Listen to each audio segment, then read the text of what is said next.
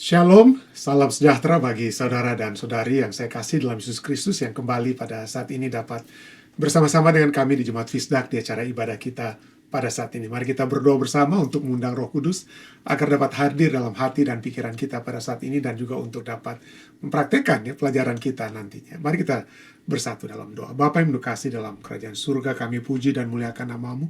Kesempatan indah telah Engkau berikan kembali, kami dapat berkumpul, dapat mendengarkan firman-Mu, mempelajari firman-Mu, dan biarlah firman ini yang selalu menjadi penuntun dalam kehidupan kami akan terus menguatkan kami dan membawa kami dapat berjalan dengan kekuatan iman hingga Engkau datangin kali kedua. Roh Kudus, hamba bermohon kiranya Engkau memberikan pemahaman dan memberikan kekuatan untuk menghidupkan pelajaran yang dapat kami pelajari pada saat ini. Inilah doa dan permohonan yang hamba bawa dalam nama Yesus Kristus, Tuhan dan Juru Selamat penebus kami. Amin. Baik, saudara-saudara yang saya kasih dalam Yesus Kristus, kembali saat ini kita mempelajari satu judul sepanjang minggu ini adalah kesatuan melalui kerendahan hati. Dan kita melihat bagaimana contoh tertinggi, paling tinggi dari kerendahan hati. Mari kita lihat pelajaran kita dan kita akan membahas satu judul yaitu pikiran Kristus. Pikiran Kristus. Mari kita lihat kesimpulan yang dapat kita ambil dari apa yang dituliskan oleh penulis pelajaran Sekolah Sahabat kita. Dunia sering memuliakan kebesaran yang berpusat pada diri sendiri, seperti sikap akulah yang terbesar. Nah, kalau Anda baca pelajaran Sekolah Sahabat Anda tahu sekali Muhammad Ali, seorang petinju yang dulu sangat terkenal, dia katakan, I am the greatest. Akulah yang apa? Akulah yang terbesar. Inilah sering kebesaran yang sering diagung-agungkan oleh umat manusia. Siapa yang dapat menjadi terbesar? Nah, pola berpikir seperti itu sangat bertentangan dengan pikiran Kristus yang justru ditandai oleh kerendahan hati, ketaatan, dan pengorbanan. Jika seseorang ingin memiliki pikiran Kristus, ia tidak dapat menjadikan standar dunia. Siapa itu yang orang yang menyatakan diri sebagai yang terbesar? Bukan itu standarnya. Bukan itu menjadi sebagai teladan hidup kita. Yesus adalah pribadi yang sempurna dan tanpa dosa. Walaupun ia dicobai dalam segala hal seperti manusia lainnya, ia tidak pernah berdosa. Bahkan dalam pikiran sekalipun tidak pernah dia berpikir untuk keinginan-keinginan dosa. Namun, sebagai anak Allah, Yesus tetap belajar taat melalui penderitaannya. Ketaatannya kepada kehendak Bapa itu bersifat total dan tidak bersyarat, meskipun jalan itu penuh kesukaran. Hal ini menunjukkan bahwa ketaatan sejati bukan sekedar pernyataan iman, bukan hanya diungkapkan dengan kata-kata, melainkan penyerahan kehendak kita secara penuh. Penyerahan kehendak kita dan tindakan-tindakan kita secara penuh. Dalam Filipi 2 ayat 5-8, Paulus mengajak orang percaya untuk memiliki pikiran yang sama seperti Kristus. Kristus yang setara dengan Allah dan adalah Allah. Kristus adalah Allah. Rela mengosongkan dirinya, mengambil rupa seorang hamba dan menjadi manusia. Lebih dari itu, ia merendahkan diri sampai mati di kayu salib demi keselamatan manusia.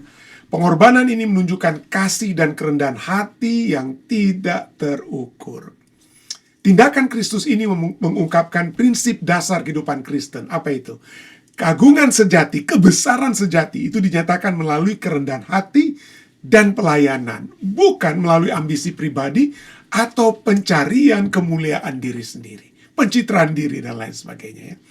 Yesus sendiri menegaskan bahwa yang terbesar adalah yang melayani, dan bahwa meninggikan diri akan berakhir dengan kerendahan, kita akan direndahkan sedangkan merendahkan diri akan membawa pemuliaan dari Allah. Kemuliaan itu, biarlah itu dinyatakan oleh Allah kepada kita, bukan kita cari daripada apa yang manusia dapat muliakan dari diri kita atau kesanggupan kita. Tidak. Mari, kemudian kita lihat refleksi pelajaran kita Respons yang tepat terhadap apa yang telah Kristus lakukan bukanlah usaha untuk menambah atau melengkapi karya keselamatannya melalui perbuatan manusia supaya kita dipuja dan dipuji, bukan Keselamatan telah digenapi sepenuhnya oleh Kristus. Karena itu, respons yang benar adalah apa? Penyembahan, rasa syukur, dan kehidupan yang mencerminkan kerendahan hati Kristus. Hidup yang bebas dari ambisi egois dan siap berkorban demi kebaikan orang lain. Demi kebaikan orang lain. Inilah tentang pembahasan tentang pikiran Kristus. Jadi pikiran Kristus. Mana kita dapat memperolehnya? kalau kita lihat seperti pelajaran sekolah sahabat kita pada hari ini katakan, itu bertentangan dengan pikiran duniawi. Pikiran duniawi seperti pelajaran sekolah sahabat kita ya, bicara tentang satu statement yang terkenal sekali yang dikatakan oleh Muhammad Ali, petinju yang terkenal, dikatakan, aku adalah yang terhebat, terbesar. I am the greatest. Bahkan dikatakan apa? Aku mengatakan itu bahkan sebelum aku tahu bahwa aku memang yang terhebat. Wah, hebat sekali. Memang kepercayaan dirinya begitu tinggi, pede ya.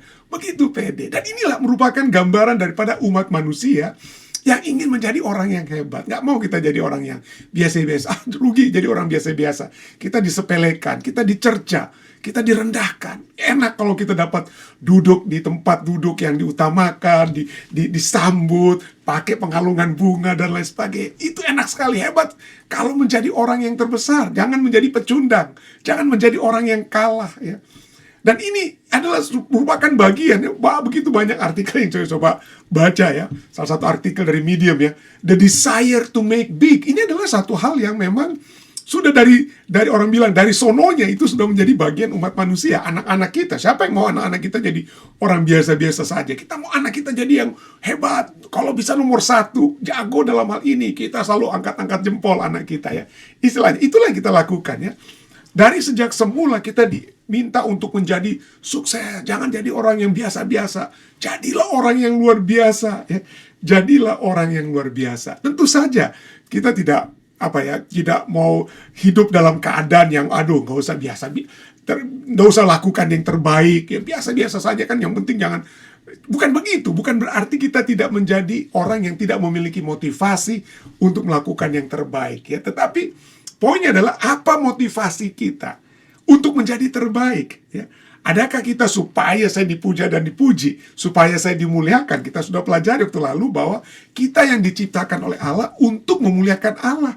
Kalau kita mencoba untuk melakukan segala sesuatu yang kita buat untuk kemuliaan bagi diri kita sendiri, maka seringkali itu akan menjadi satu hal yang justru menjatuhkan. Saya mempelajari buku ya, saya sudah pernah juga bahas di pelajaran di acara sekolah sahabat kita waktu-waktu yang lalu ya, bahwa orang-orang yang terkenal itu ya, orang-orang yang kaya sekalipun pada umumnya mereka itu tidak menjadi memiliki motivasi untuk menjadi orang kaya sekali atau terkenal dan lain sebagainya, tidak. Tapi mereka mencintai apa yang mereka lakukan, melakukan yang terbaik dengan yang dapat mereka lakukan, dan akhirnya itu datang dengan sendirinya, tanpa mereka harus paksa-paksa. Tapi seringkali kita memaksakan diri kita mencoba untuk berbuat hal-hal yang, ya kalau bisa negatif sekalipun. Ada orang yang katakan, setiap advertensi yang baik ataupun negatif, tapi minimal orang membicarakan tentang diri kita. Jadi ada orang-orang yang mencoba untuk menjadi terkenal dengan cara baik, dan juga menjadi terkenal dengan cara yang tidak baik. Kenapa? Karena bagi mereka, apapun caranya, sarananya, yang penting tujuan akhirnya saya menjadi orang terkenal. Kenapa? Ya seperti saya katakan tadi, mungkin dari sejak kecil kita ini dinyatakan ingin untuk menjadi orang yang menjadi orang yang hebat, menjadi orang yang terbesar, terkenal, dan lain sebagainya, daripada menjadi orang biasa-biasa saja. Dan itulah keadaan umat manusia ya. Dan ini sudah dimulaikan sejak Taman Eden. Saya sering mengulang-ulangi, segala sesuatu ini akan kembali kepada apa yang setan katakan kepada Hawa dalam Kejadian 3:5. Setan tawarkan apa? Kamu akan menjadi seperti Allah. Kamu akan menjadi seperti Allah. Jangan pernah puas hanya sebagai manusia. Jadi lebih hebat kalau bisa. Tapi apa akibatnya? Akibat daripada manusia dengan motivasi ya, bukan untuk melakukan yang terbaik karena mereka mencintai apa yang mereka lakukan ya, tetapi untuk menjadi yang terhebat supaya dikenal, menjadi ada standar yang dapat kita pikir dapat kita bersaing dengan mereka. Itu yang terjadi. Dan ini telah menjadi bagian masalah umat manusia. Di artikel ini ya, mungkin kita lihat juga ada hubungannya dengan apa yang telah terjadi di Taman Eden. Artikel itu kemudian katakan apa? Bahwa mesin penggerak batin kita adalah keinginan untuk mendapatkan kesenangan dan kenikmatan. Dan inilah mengapa kita ingin mencapai berbagai hal, dan berpikir bahwa ketika kita berhasil mencapainya, kita akan merasa puas. Tetapi manusia seringkali tidak merasa puas. Saya ingat ada seorang sahabat saya pernah sampaikan ya, sama-sama kami bersekolah di Filipina, di Ayas ya. Dia dari Finlandia, orang Eropa ya, dari Finlandia. Dan dia pernah bercerita dengan kami, ya, dengan saya dan beberapa teman lain. Dikatakan, saya adalah bekas seorang pengusaha. Ya, dikatakan saya bekas seorang pengusaha. Pada saat saya mulai menjadi pengusaha, saya berpikir kalau saja saya dapat $1 juta, dikatakan ya, maka saya akan berhenti, maka saya akan menikmati hidup. Maka saya akan menikmati hidup. Dan apa yang terjadi setelah dia dapat $1 juta, dia katakan, masa cuma $1 juta. Bagaimana kalau saya terus sampai saya bisa lebih sukses lagi, sampai $2 juta. Dia kejar sampai $2 juta, ya. Dia kejar sampai $2 juta. Dan setelah $2 juta, masa cuma $2 juta? Dia capai sampai $3 juta. Sampai $3 juta, saudara. Dia cukup kaya nih sahabat saya. Tapi kemudian apa yang terjadi? Kacau lah kehidupannya. Rumah tangganya hancur. Dan kemudian bisnisnya juga hancur. Sampai dia tidak ada apa-apa lagi. Ya.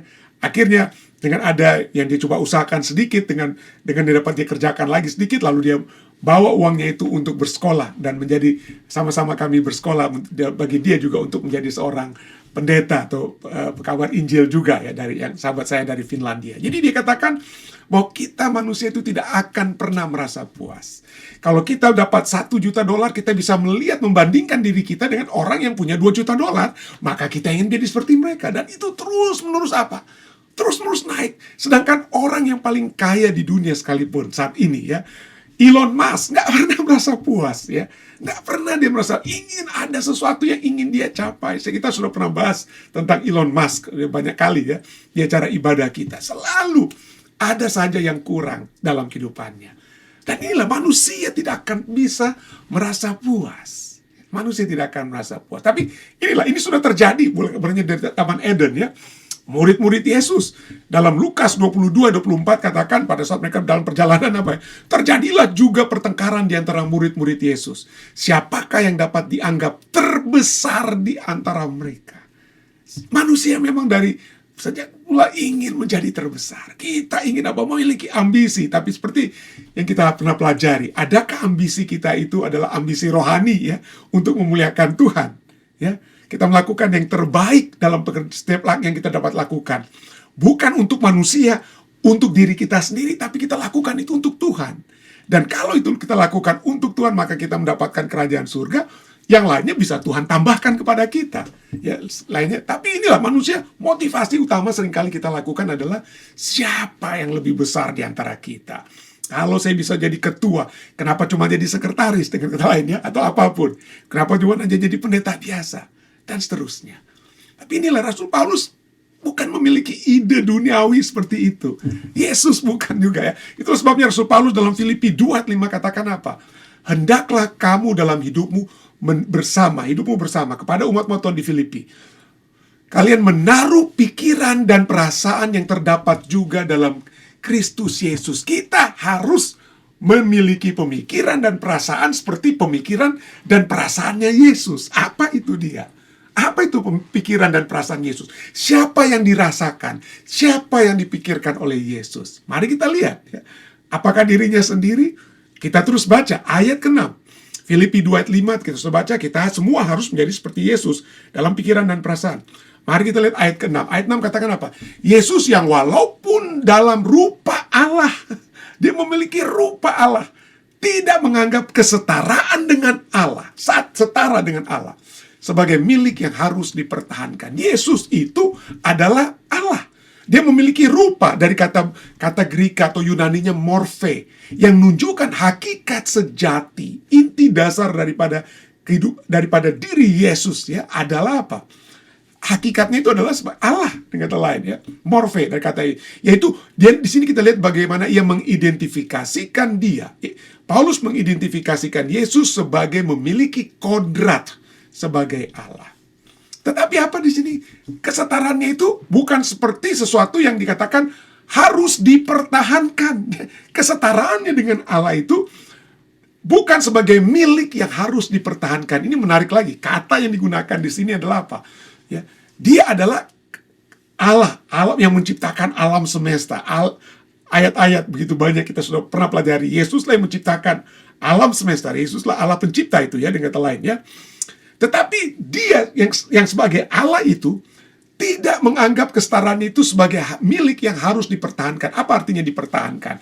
Kata dipertahankan di sini adalah harpagmon, bahasa Yunaninya ya. dipertahankan. Artinya sesuatu yang digunakan atau dimanfaatkan untuk keuntungannya sendiri. Dia tidak menggunakan kemampuannya, kealahannya, kesetaraannya, kodrat dasarnya sebagai Allah itu sebagai sesuatu untuk dia manfaatkan bagi keuntungan diri sendiri.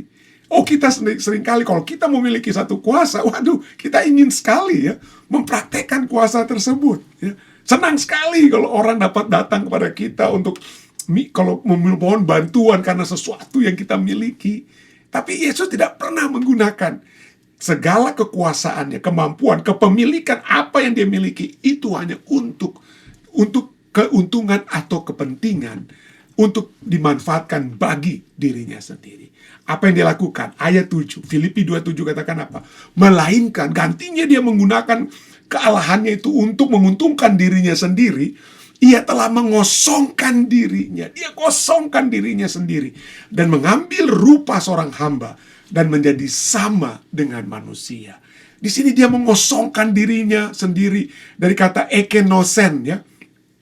Cukup menarik dalam beberapa terjemahan bahasa Inggris. Dan seperti New King James Version katakan dia menjadi apa? Dia telah mengambil rupa apa ya? Melainkan telah mengosongkan dirinya. Bahasa Inggris dari New King James Version katakan he made himself of no reputation. Dia membuat dirinya tanpa reputasi. Dia tidak ada reputasi. Dia lahir sebagai apa? Dialah yang menciptakan alam semesta, saudara. Dialah yang disembah dan dipuji oleh para malaikat di surga. Tetapi di mana dia lahir? Dia dilahir di mana? Di kandang.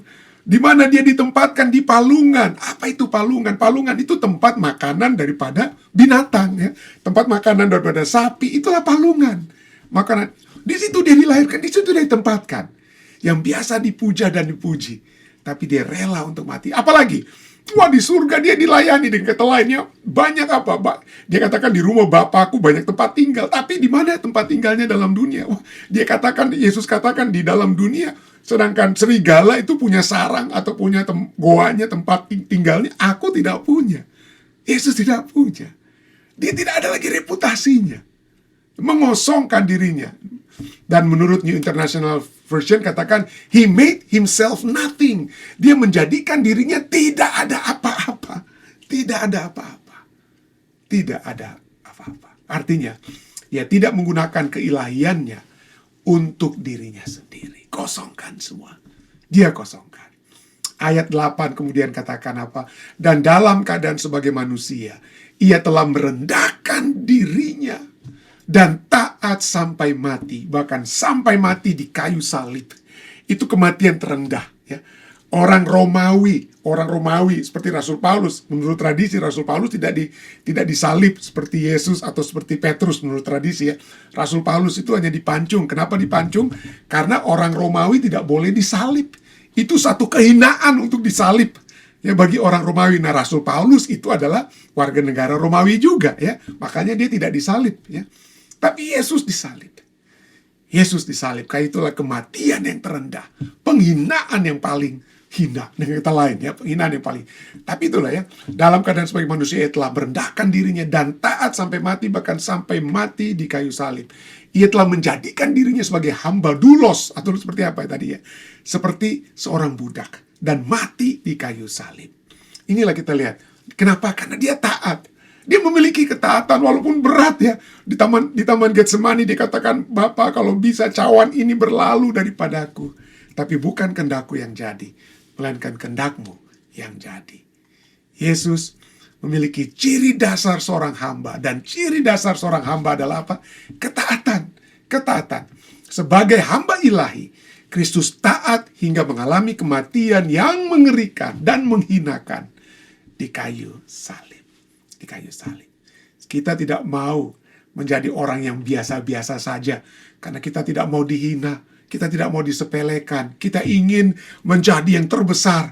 Untuk menutupi mungkin masa lalu kita yang dilecehkan, dihina, dan ada kekurangan demi kekurangan kita. Tapi Yesus tidak demikian. Dari yang besar, dari yang terbesar, dia menjadi yang terkecil. Menjadi yang terhina. Tapi inilah inti daripada pikiran Kristus. Itu pengorbanan diri. Inti daripada Pemikiran Yesus adalah kasih pengorbanan diri. Mengikuti Yesus kepada umat-umat Tuhan di Filipi. Paulus katakan, milikilah kita semua memiliki pikiran dan perasaan sebagaimana dalam Yesus Kristus. Artinya apa? Menjadi pengikut Yesus yang berarti bahwa kita mengasihi sebagaimana Yesus mengasihi, melayani sebagaimana Yesus melayani, dan menolong sebagaimana Yesus menolong. Di mata Tuhan, satu statement yang lain cukup indah katakan apa? Di mata Tuhan, menjadi orang hebat bukanlah tentang mendaki lebih tinggi daripada orang lain, berada dalam posisi yang lebih tinggi daripada orang lain, bukan. Menjadi orang hebat di mata Tuhan adalah tentang merendahkan diri untuk melayani. In God's eyes, being a great person is not about climbing higher than the others. It is about stepping lower to serve. Bukannya mendaki lebih tinggi daripada orang lain, melainkan tentang merendahkan diri untuk melayani. Yesus tidak heran Yesus berkata dalam Markus 10 ayat 42, barang siapa ingin menjadi besar di antara kamu pada muridnya dan kepada kita semua, siapa ingin menjadi besar di antara kita, hendaklah ia menjadi pelayanmu. Hendaklah ia menjadi pelayanmu. Kiranya pelayanan ketaatan Yesus menjadi satu motivasi kita untuk menjadi seperti Dia. Kalau kita pelajari Filipi 2 ayat 9 katakan dari ketaatannya saat ia merendahkan dirinya, disitulah ia ditinggikan. Biarlah yang meninggikan kita bukan manusia, bukan diri kita sendiri. Biarlah Allah yang meninggikan kita karena kita memiliki pikiran dan perasaan Kristus. Saya bawa ini dalam nama Yesus. Amin. Baik saudara sekalian, mari kita menutup acara ini, pembelajaran ini dengan mengundang Roh Kudus kembali untuk dapat membawa kita menghidupkan pelajaran ini dalam kehidupan kita sehari-hari. Supaya kita satu dalam doa. Bapa yang penuh kasih dalam takhta kerajaan surga, terima kasih Tuhan kembali pada saat ini. Kami anak-anak-Mu telah Engkau kumpulkan untuk dapat memperoleh kekuatan dari surga, untuk dapat diamarkan. Bagi kami bukan untuk menjadi yang terbesar, untuk saling menyisikan, mendorong, menjatuhkan orang lain supaya kami menjadi yang terbesar. Tapi biarlah kami memiliki pikiran dan perasaan Yesus untuk berkorban, untuk melayani, menolong sesama. Dan itulah yang akan membawa kepuasan yang sejati Tuhan. Terima kasih untuk pelajaran ini. Bawalah kami untuk dapat menghidupkan ini dalam kehidupan kami. Berdoa bagi seluruh umat-umat-Mu yang sedang menundukkan kepala saat ini. Biarlah kasih setiamu menyertai kami semua hingga Maranatha. Terus berdoa Tuhan bagi umat-umat Tuhan yang selama ini selalu berbakti bersama-sama. Hamba-Mu ingin terus membawakan dalam doa Tante Betsy, Om Albert, Awi, kami berdoa kiranya penyertaan Tuhan akan selalu menjadi bagian mereka di California. Kami berdoa juga bagi Ibu Yosina Titioka yang ada di California juga. Tuhan akan selalu menyertai dia dalam kehidupan sehari-hari. Tuhan akan selalu memimpin dan membawa dia tetap kuat di dalam Engkau, dia dan keluarganya. Berdoa juga bagi Ibu Pendeta Jane Sarjono dengan Pendeta Sarjono di Colorado, kiranya Tuhan akan selalu menyertai mereka dalam pelayanan mereka, membawa mereka dapat menuntun umat-umat Tuhan yang sedang dilayani, jadi memiliki satu kehidupan yang selalu berjalan bersama-sama dengan Engkau. Terima kasih juga untuk menyertai juga saudara kami lain yang selalu berbakti, yang mungkin hamba tidak sempat sebutkan satu persatu saat ini, tapi Tuhan biarlah Engkau melihat kami semua, membawa kami untuk dapat melihat kebesaran-Mu, dengan melihat segala jalan yang Tuhan sudah bukakan bagi masing-masing kami. Berdoa juga bagi umat-umat Tuhan di Jemaat Fisdak. Hamba-Mu berdoa bagi saudari Daisy Kaligis. Kiranya Tuhan akan selalu menguatkan Daisy, membawa dia tetap setia, tetap kuat di dalam Engkau.